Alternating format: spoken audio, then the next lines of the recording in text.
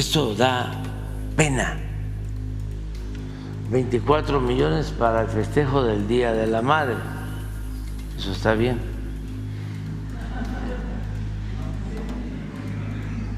26 millones para el Día del Padre, o sea que más recursos. 235 millones para vestuario. A lo mejor ahí se incluye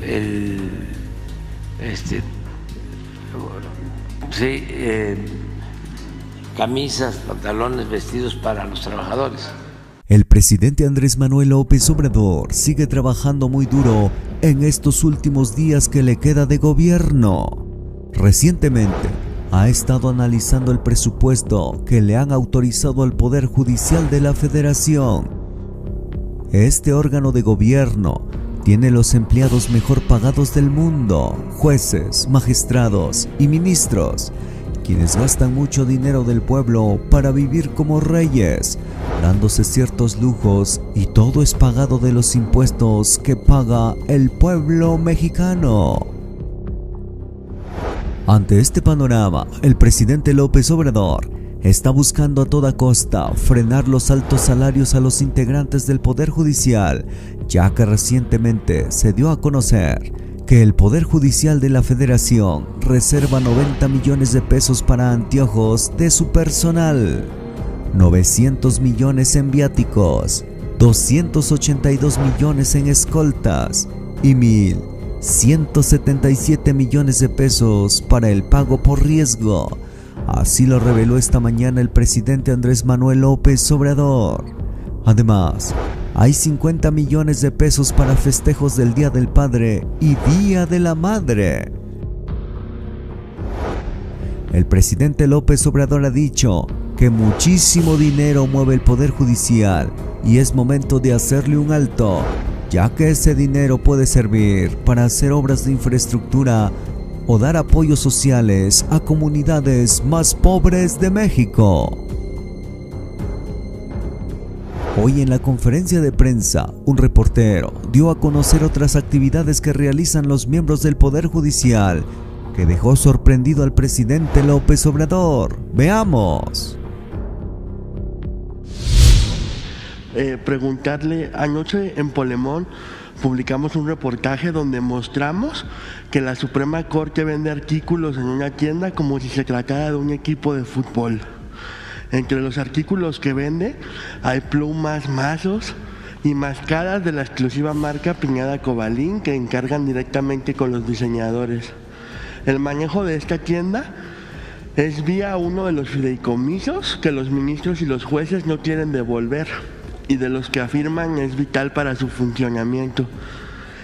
Presidente, la reforma al Poder Judicial es muy probable que se apruebe en su gobierno. Con esta reforma por fin habrá austeridad en un poder que se caracteriza por gastos superfluos como estos. Pues sí, hay que resolver lo de los fideicomisos. No sabía yo que tenían esta tienda, pero bueno, todo esto se va a tomar en cuenta en el debate que se está llevando a cabo en el Congreso acerca de la reforma al Poder Judicial, que es indispensable que los jueces, magistrados, ministros impartan justicia, que dejen de ser instrumentos al servicio de intereses creados. Y lo más lamentable, que estén al servicio de la delincuencia organizada y de la delincuencia de cuello blanco, que impere en el Poder Judicial la corrupción. Eso es lo que busca la reforma, limpiar de corrupción el Poder Judicial. Y no es para enojarnos, preocuparnos. El pueblo va a elegir. Cada vez que hay un problema así, lo mejor es consultar al pueblo cuando se vive en una auténtica democracia. ¿Por qué nada más consultar a las élites, a los grandes empresarios, a los académicos, a los de la llamada sociedad política? ¿Por qué no consultar al ciudadano, a mucha gente que tiene familiares detenidos desde hace más de 10 años y no han sido sentenciados?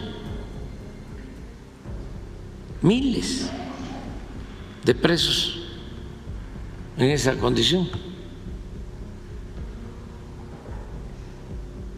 Además,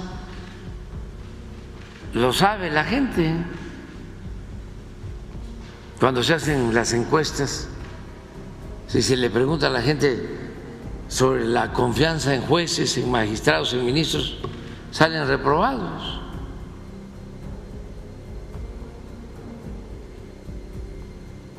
Entonces, algo anda mal, y sí es importante la reforma, y hacerla sin imponer nada, sin excluir, que participen, que se sometan al escrutinio público los actuales jueces, magistrados, ministros, y que el pueblo decida, que haya un periodo amplio, lo necesario, para que se conozca a todos los que quieran participar, que expongan en los medios de comunicación del Estado. La misma Suprema Corte tiene un medio de comunicación, que se presenten ante el pueblo, que den a conocer sus antecedentes, los que ya están y los nuevos, y que haya participación y que también se ajuste. Nosotros no queremos que se apruebe sin quitar una coma nuestra iniciativa. Si se va a mejorar, si se va a enriquecer, pues adelante. Por ejemplo, se nos fue en la iniciativa de que tienen que tener 5 años de experiencia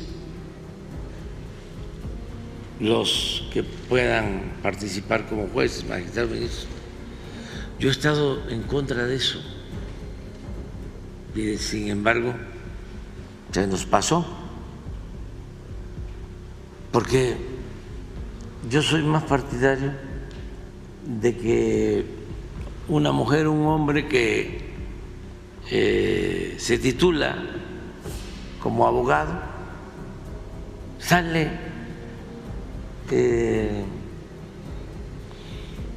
pues con mucho entusiasmo de hacer valer la ley, sí. Está lleno de frescura, de ideales, de llevar a la práctica la máxima de que al margen de la ley nada y por encima de la ley nadie.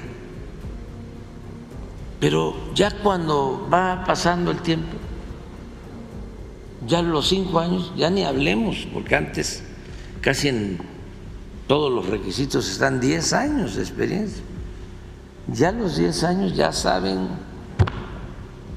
pero bastante, pero ya perdieron la mística, ya la fueron dejando en el camino, ya aprendieron otras cosas que no se necesitan. Siempre dicen no, y la experiencia. Si van a ser abogados titulados, y la escuela, pues.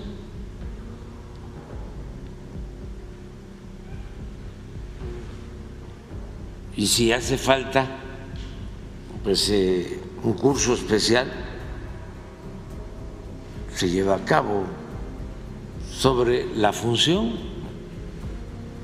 específica de un juez,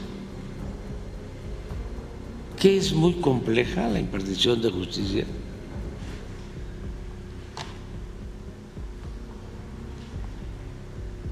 Cuando se actúa con rectitud y no por consigna, como suele pasar. Sí, que se llevan a los jueces a comer y los tratan muy bien y van a vacacionar.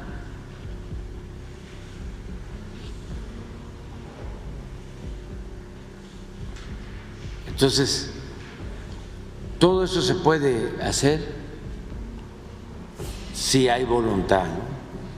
Yo creo que hace falta la reforma del Poder Judicial y ojalá y se siga debatiendo. Todo esto va a ayudar muchísimo, porque si no, pues entran los delincuentes y si tienen influencias y dinero, salen. Porque un juez lo decide y ya háganle como quieran, ya está afuera. ¿Y qué hace la Fiscalía? Presenta un recurso,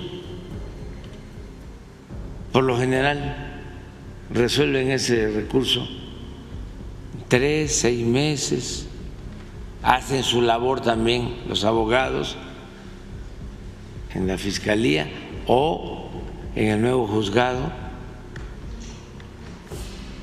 y es un círculo vicioso.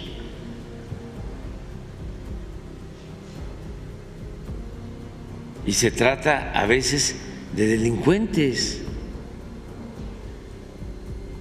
peligrosos que han eliminado a personas, que han causado la muerte de personas y también de policías, de marinos, de soldados, que de repente, sin tener un negocio importante, acumulan muchísimo dinero. Hay todas las evidencias, es el sentido común, que lavan dinero, que están metidos en negocios ilícitos y salen. Además, debería hasta de prohibirse eso de que los jueces ordenan la salida de delincuentes los viernes por la tarde, noche, los clásicos sabadazos ¿Cómo vamos a estar en estos tiempos todavía con los sabadazos? Y algunos ahí defensores a ultranza de todos estos organismos corruptos, hablando de que está bien el Poder Judicial. Un día, cuando vengan los de seguridad del Gabinete de Seguridad, que nos hagan una selección de las órdenes de jueces que se han dado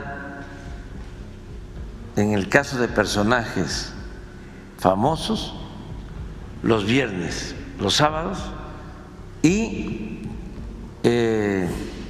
dándole a los directores de los reclusorios no más de 24 horas para que los dejen en libertad, para que no puedan indagar si hay órdenes de aprehensión en algún estado. ¿Y cuántos jueces? Acaba de pasar algo últimamente, que mientras se buscaba si no habían órdenes de aprehensión, el juez, pues yo creo que no durmió toda la noche, porque a cada hora, no sé si fue en la noche, en el día, pero bueno, lo vamos a ver. Cada hora le decía al del reclusorio: tiene una multa de tanto. Y como no salía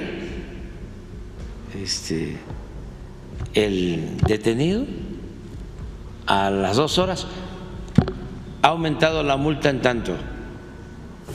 Creo que llegó a 25,000 pesos.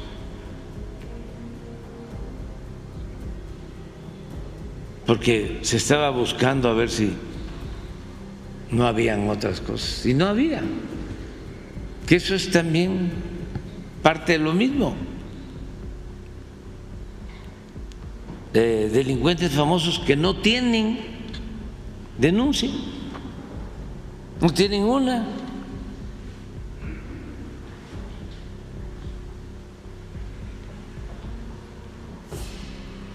Entonces sí es importante la reforma al Poder Judicial, y no es pues venganza ni nada. O sea, nosotros pensamos que esto va a ayudar mucho para que no haya impunidad, que se viva un auténtico Estado de Derecho. Eso de la tienda, pues no debe darse, pero eso es un asunto, digo, no estoy en contra de la investigación de ustedes, pero hay cosas peores.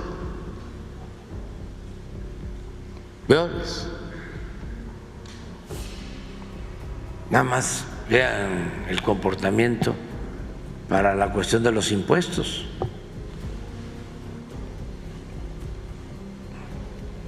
Lo que hizo un ministro ahí que guardó casi un año un expediente de 20,000 millones de pesos.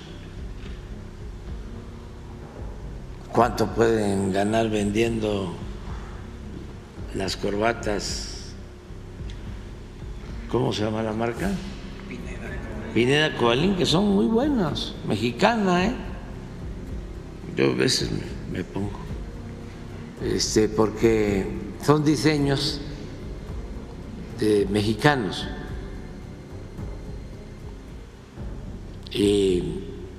pero hay que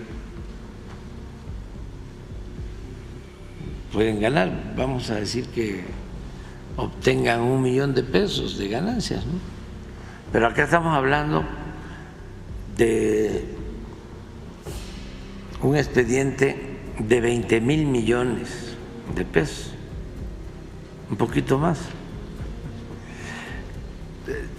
Todo está mal y además los mismos fideicomisos son, creo que son 20,000 millones, ¿no? Sí. ¿Quién vino aquí? Pues el miércoles que se habló de cuánto tienen, porque como hay tanta información pasa, ¿no? ¿Por qué no pones cuánto tienen para espejuelos, para lentes los ministros?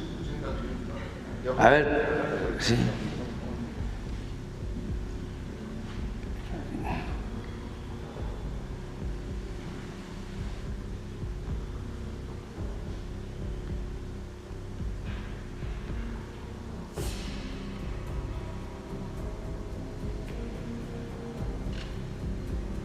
Todo eso tiene que resolverse. Para Antioquia. Esto es anual. Sí, ese es del presupuesto de este año. Del presupuesto de este año. Para todo el personal, ¿no?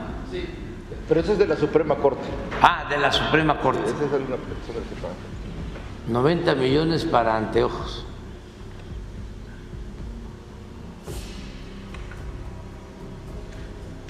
$24 millones para el festejo del Día de la Madre. Eso está bien.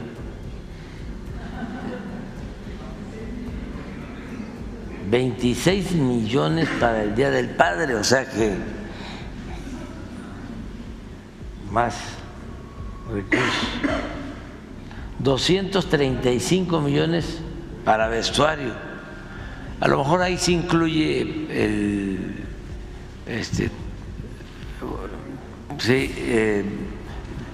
camisas, pantalones, vestidos para los trabajadores, para el personal. Sí. 900 millones para traslado. Esos son viáticos para vuelos y para camiones. 282 millones en escoltas, eso sí. Está arriba. Y 1.177 millones para pagos por riesgo. Eso no sé de qué se trate. Debe ser un fondo. Jueces, magistrados y ministros. Sí.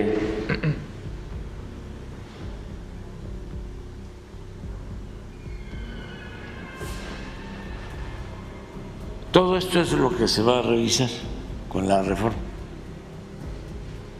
y van a haber ahorros importantes, porque todo esto, no se olvide, es dinero del presupuesto público, es dinero del pueblo.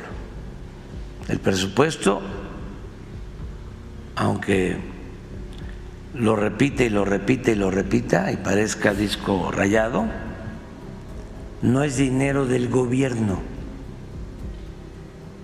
es dinero del pueblo. Esto que es elemental no se sabía.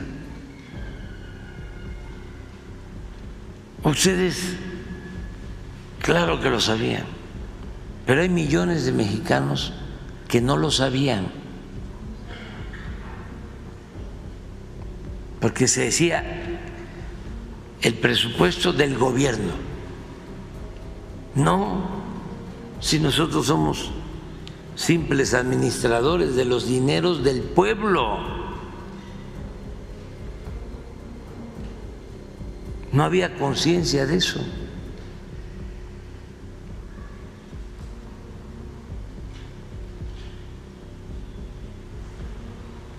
Por eso no cuidaban nada que fuesen bienes del gobierno.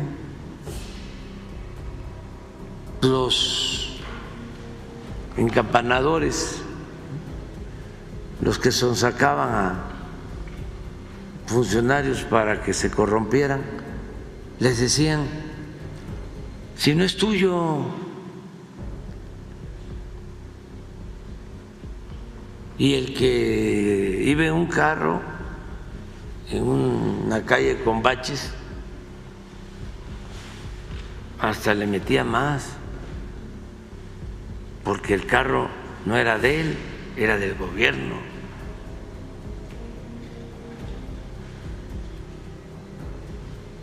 No, el presupuesto es público y tenemos la obligación de cuidarlo.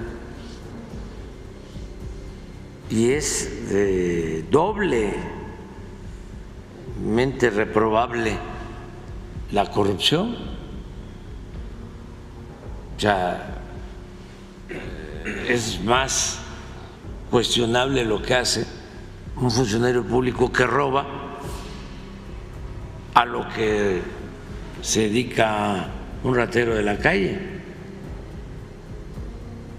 Los dos son corruptos, pero hay niveles porque el funcionario público tiene la misión de cuidar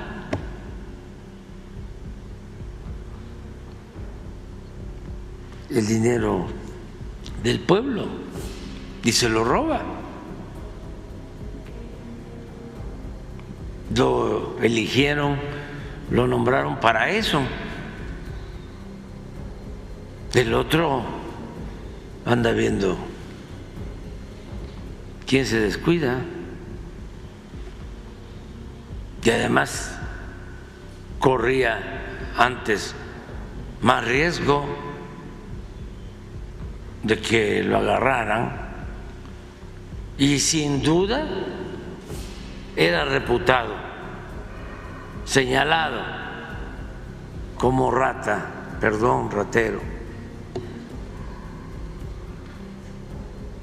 ladrón. Y el funcionario público ni siquiera perdía su respetabilidad, hasta se le aplaudía.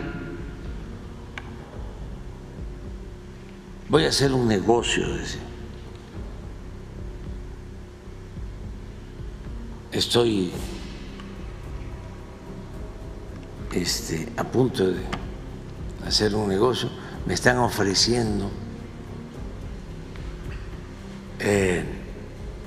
comprarme computadoras. Pues yo no sé nada de computadoras, pero voy a investigar quién sabe y lo contrato y hago mi empresa y vendo las computadoras. Y una computadora que vale 5,000 pesos la vamos a vender en 20,000. Nada más tengo que dar un moche de 5,000. Gran negocio. En general, y se pensaba que era algo normal. No voy a dejar de decir lo que en una ocasión, no hace mucho, dijo un alto funcionario público, de que la corrupción era parte de la cultura del pueblo de México. Exactamente lo opuesto, porque la mayor riqueza de México es la honestidad de su pueblo. Los corruptos son los de arriba.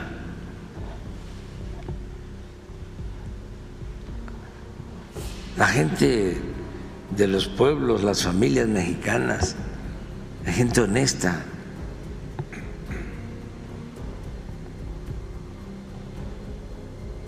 Pero el aspiracionista, ¿no?, que quiere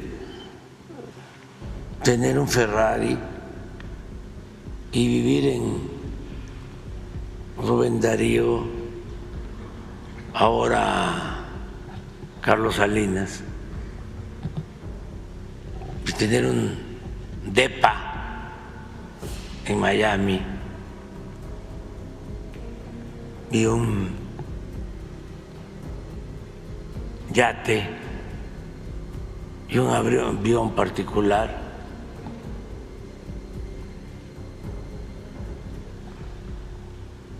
No, pues sí. Ese sí, pero no son todos los mexicanos. ¿Y cómo ha aguantado nuestro pueblo? ¿Cómo no se contagió? Porque estuvieron tentándolo por siglos.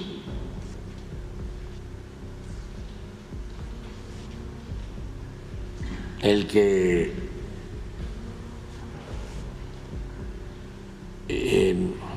no tiene, no vale. Lo que siempre decimos, ¿no? Como te ven, te tratan.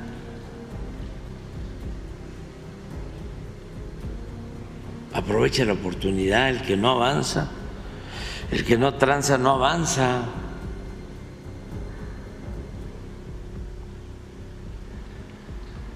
¿Qué vas a andar ayudando a otros si son malagradecidos?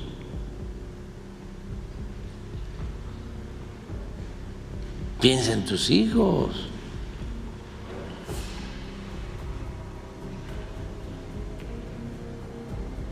Aprovecha.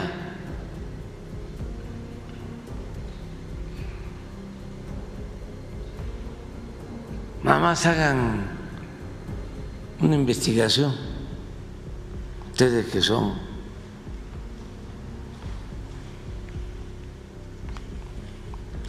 mirones profesionales, ¿dónde viven los políticos? Aquí en la Ciudad de México. ¿Dónde viven? En Las Lomas. Sí, pero en Polanco. En general, sí. Sí. En Salinas, antes Darío. No todo el que vive ahí es corrupto, también aclararlo. Debe haber gente buena, pues, que hizo su dinero con esfuerzo, con trabajo, de conformidad con la ley y merece respeto. Nosotros tenemos que estar en contra de la riqueza malavida, porque eso ha hecho mucho daño a México, mucho daño. Esa es la causa principal de la desigualdad económica y social, la corrupción política. Yo siempre he dicho aquí que, y no está mal para que repetirlo para los jóvenes, de que antes nos enseñaban en la escuela, quienes estudiamos ciencias sociales, de que existían el burgués y el proletario y que la acumulación de capital se llevaba a cabo por la explotación del burgués al trabajador, y que con esa ganancia que obtenía el dueño de los medios de producción, porque explotaba al trabajador, porque no le pagaba lo justo, esa plusvalía era la que formaba el capital. Y así surge la burguesía y el proletariado, ¿no? Bueno, eso aplica relativamente en México, porque en nuestro país las grandes fortunas no se hicieron de esa manera.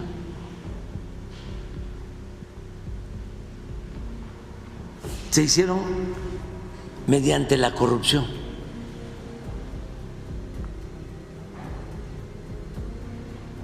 Al amparo del poder público.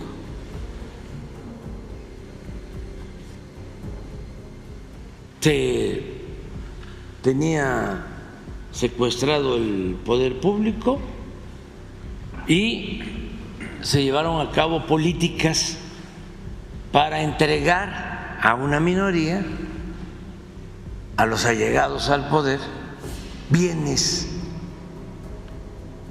del pueblo y de la nación, bienes públicos. Y así se formaron las grandes fortunas. Es muy fácil de demostrar. Ustedes conocen la revista Forbes, la mundial, porque hay una nacional, creo.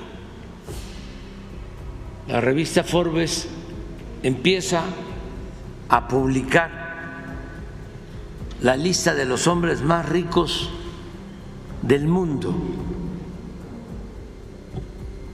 El primer año que publica la lista es 1988. 1988.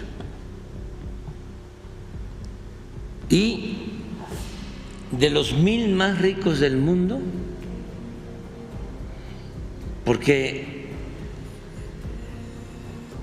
decidían solo incluir a los que poseían más de $1,000 millones de capital. En el 88 solo aparecía una familia mexicana, creo que con $2,500 millones, los Garzazada, en el 88. Entró Salinas en el 88 y empezó la política de privatizaciones. ¿Estamos de acuerdo con eso?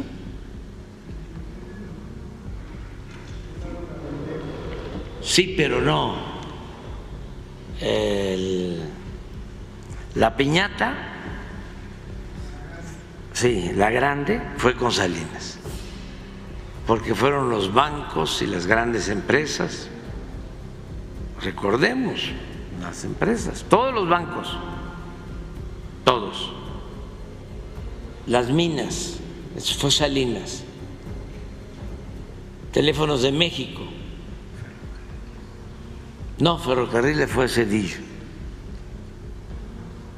Ahí está un libro. ¿Cuántas? Como los que vendió Salinas. Con Salinas. Aseguradoras. Hay un libro, no, a ver si pones se llama, porque le llamaban eufemísticamente desincorporación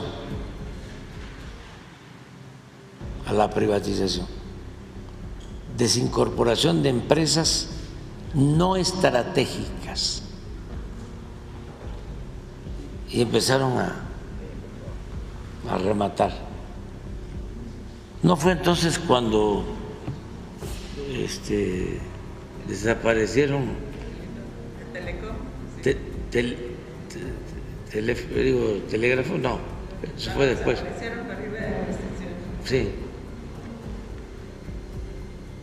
Bueno, el caso es que para finales de Salinas, en el 94, lo pueden ver en la revista Forbes. O sea, empieza a publicar la lista en el 88, 89, 90, 91, 92, 93, 94. Ya en la lista de los más ricos del mundo ya aparecían 24. Y en el 88, al inicio del gobierno, una familia. Y esos 24 ya en su conjunto reunían 48,000 millones de dólares.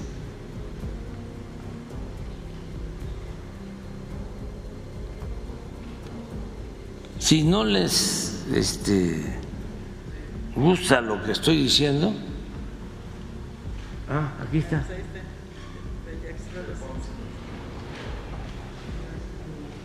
Aquí vienen los datos también para los jóvenes.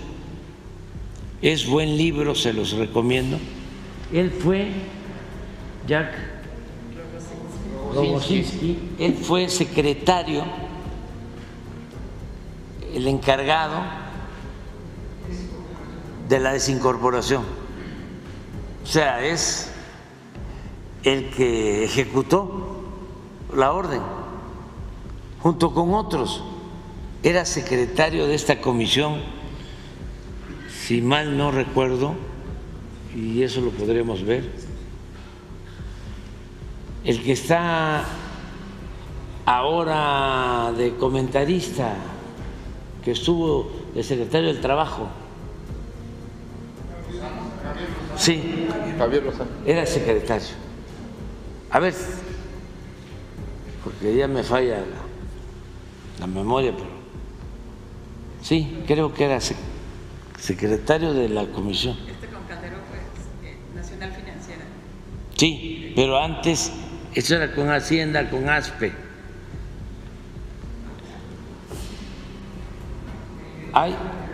Hay un libro que editó el Fondo de Cultura Económica también como este. El caso es que en 6 años, de 2.500 millones de dólares a 48,000 millones de dólares. Y México pasa a ocupar el 4º lugar en el mundo en multimillonarios, solo superado por Estados Unidos, Japón y Alemania.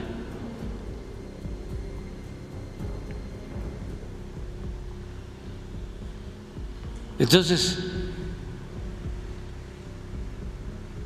la corrupción es lo que más ha dañado al país. Es la causa principal de la desigualdad. Por eso hay que desterrarla. Y esa es la clave para que nuestro país siga creciendo y siga habiendo bienestar en nuestro pueblo. Si regresa la corrupción, si regresa el salinismo como política,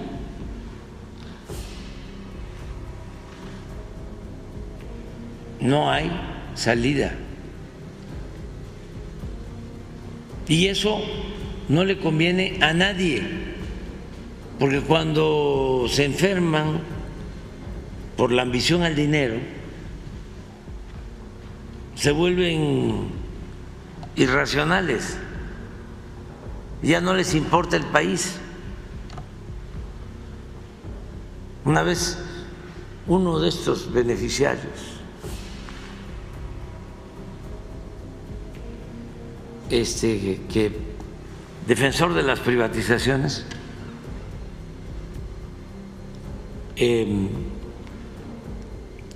Hay hasta un testimonio, hablando con otra persona. Decía, lo voy a comentar porque es que si no, los jóvenes no van a entender bien lo que sucedió desgraciadamente en el periodo neoliberal. Es una llamada de Roberto Hernández que durante el gobierno de Salinas se quedó con Banamex porque quería quedarse con Teléfonos de México y decidieron entregar Teléfonos de México o presentó mejor oferta Carlos Slim y para compensarlo a Roberto Hernández le dieron Banamex. Y surgió porque no eran ricos o no eran tan ricos, pues. Fue una nueva camada de ricos, le llamaron el Grupo Compacto. Es una nueva oligarquía que creó Salinas con los bienes del pueblo y de la nación. Entonces, él creo que tiene una casa en Londres y desde allá habla por teléfono con la maestra Elbester Gordillo.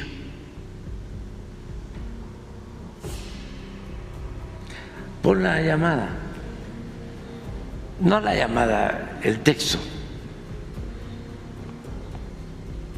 para que vean cómo era. En ese entonces la maestra Elbester era la dirigente del PRI.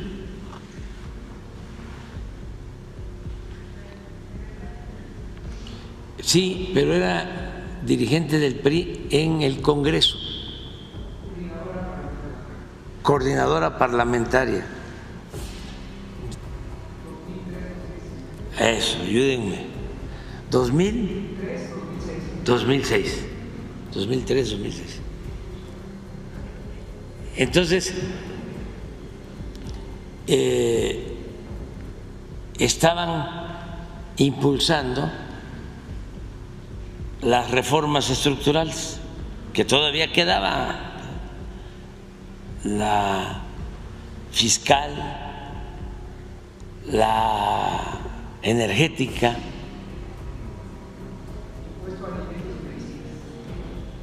Sí, y entonces hablan por teléfono, creo que estaba Fox, ¿no? Sí, Fox, para que vean también los jóvenes, ¿no? El cambio que hubo, ¿no? Cuando salió el PRI y entró el PAN. Van a ver el cambio.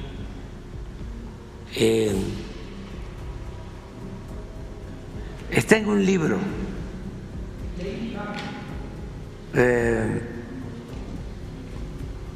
Esto fue una grabación de esas ilegales, ¿no?, que hicieron los adversarios de la maestra Elbester, porque después la quitaron.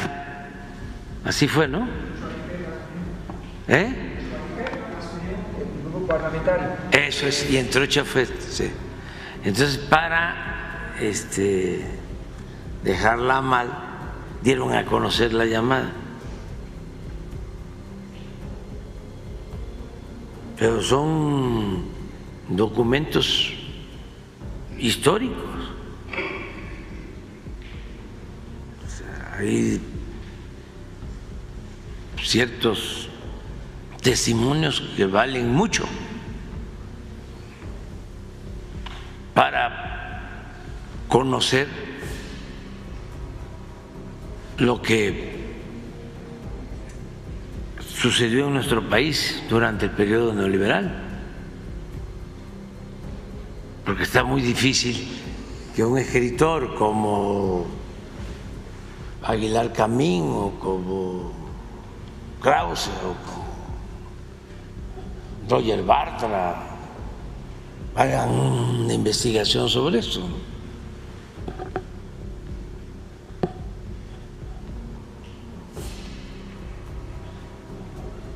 Yo lo reproduzco en un libro.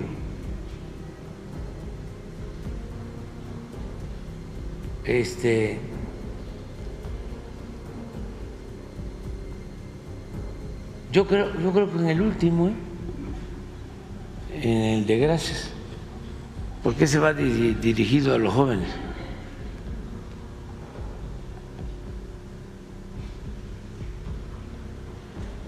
Si no,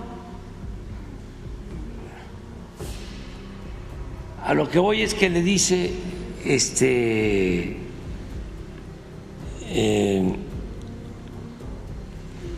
la señora Elvester que está muy pendiente de lo que él pueda opinar, ¿no? Y que han tenido aquí en México reuniones con Reyes Heroles y con otros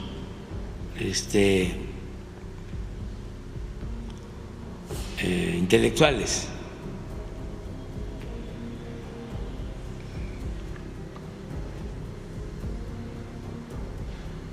Y funcionarios,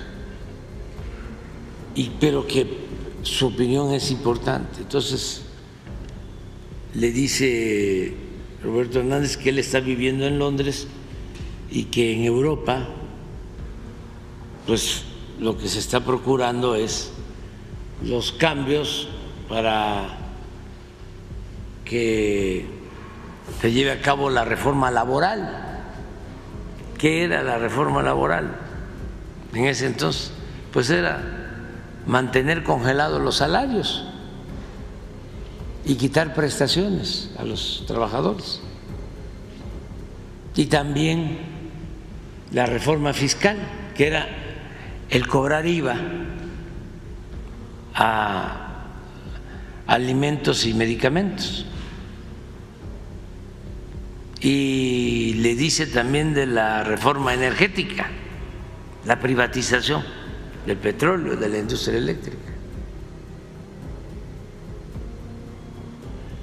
Y ya le contesta, no, pues estamos de acuerdo.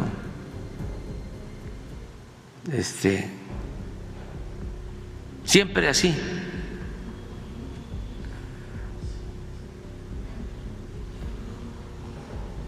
Ya lo tienes.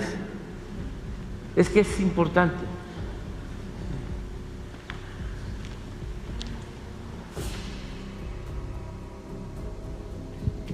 Le ofrezco disculpas a los dos, tanto a la maestra como a Roberto Hernández, pero lo público es público y además está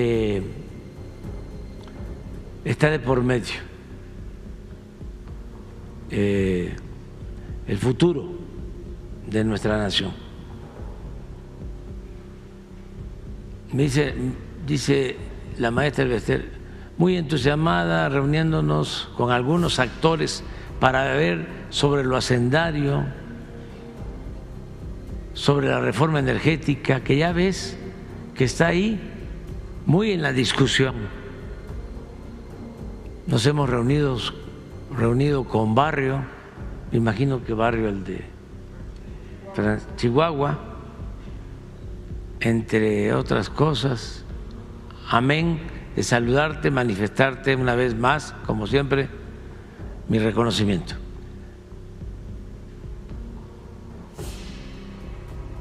Le dice que muy bien, le dice Roberto Hernández, y luego la maestra Elvester, porque están habiendo reuniones con empresarios, con banqueros, con una serie de gentes para ir ideando qué vamos a hacer.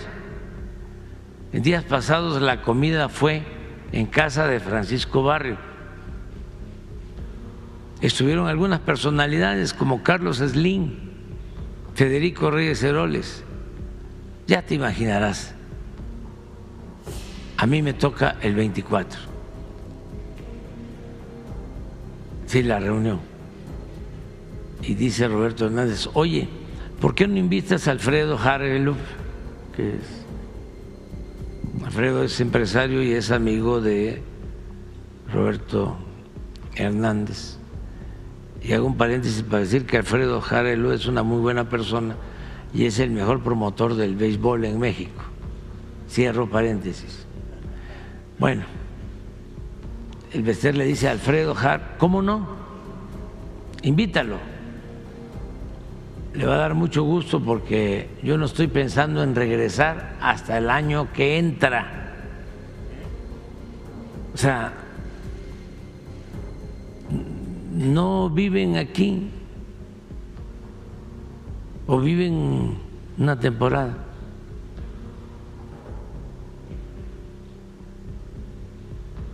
Estoy de acuerdo, dice la maestra Bester. Nada más que quiero que sepas que en todos los actos que hago y realizo estás presente. Ya. Bueno, oye, te decía, esto es Roberto Hernández, fíjate que lo de las reformas es muy importante. No sabes, tú estarás más al tanto, pero ahora que yo estoy viviendo aquí en Londres, los problemas de la falta de haber tomado a tiempo reformas en toda Europa, especialmente las laborales, ya está creando un problema. Después de todo lo que está pasando en Europa es importantísimo este documento, porque lo que creó el problema fueron precisamente las reformas. O ya, a Francia la tienen parada los sindicatos ahora, aunque el gobierno ya se fajó y va para adelante, ¿verdad? O sea, sí, lo que pasó ayer. Pero yo creo que la reforma, sobre todo la fiscal, impuestos, ya están hablando de las llamadas reformas estructurales. Y esto en efecto es con Fox. Y ya viene luego Peña y las ejecuta. Pero es la agenda impuesta desde el extranjero,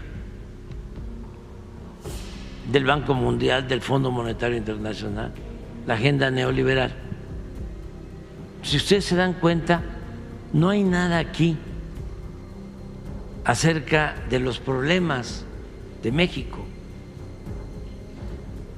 mucho menos sobre el problema grave de la corrupción. O no se habla de impulsar actividades productivas, de crear empleos, nada. Es esto.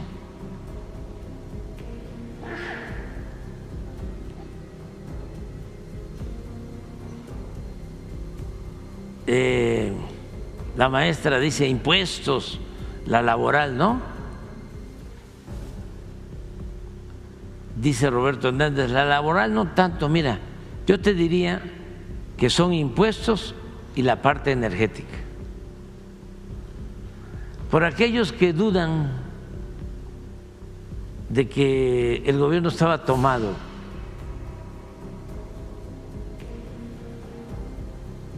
porque ¿dónde está el presidente aquí? O sea, ¿quiénes mandaban? Porque así sucedió, fue la fiscal, impuestos y la energética. La laboral no tanto, mira, yo te diría que son impuestos y la parte energética. Ajá, muy bien. Yo creo que con esas dos ya la maestra Bester, que sacáramos adelante, ¿verdad? Y yo creo que va a haber, dice Roberto Hernández, una ventana a finales de año, en el último trimestre, que se pudieran poner de acuerdo. Ya, hasta ahí déjalo ya. 2003. Entonces, esto era lo que sucedía. Y ofrecerles disculpas a todos estos actores y decirles algo que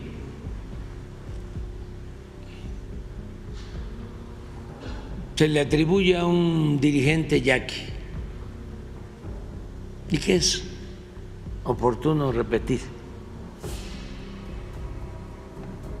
porque de ahora el comportamiento de Roberto Hernández y de la maestra Elvester es otro, y de muchos empresarios que han cambiado. Decía un dirigente yaqui, antes como antes, ahora como ahora. Ahí queda eso.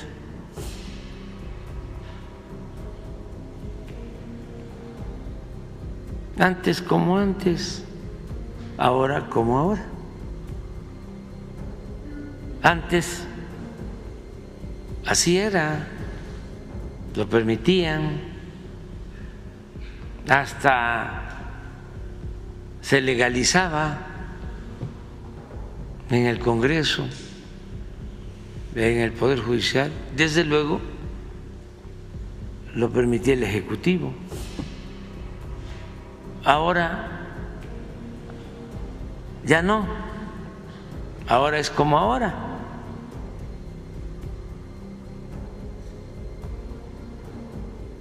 Donde ya no se permite que la agenda la impongan del extranjero ni esté solo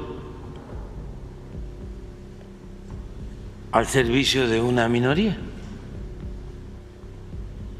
que no esté en la agenda el bienestar del pueblo, que no esté en la agenda mejores ingresos, mejores salarios, que no esté en la agenda el derecho del pueblo a la salud, a la educación. Ahora es como ahora. Y eso es la transformación. Y yo agradezco a todos estos personajes, casi a todos, que han entendido que son nuevos tiempos y que además se está probando que funciona y que nos va bien a todos. Le va bien al pobre y le va bien al rico, si no se permite la corrupción, si hay justicia, si hay legalidad, si hay un auténtico Estado de Derecho. México se enaltece. Lo que está sucediendo se convierte en una potencia. Esa es la clave. Lo otro era la decadencia. Esto da pena.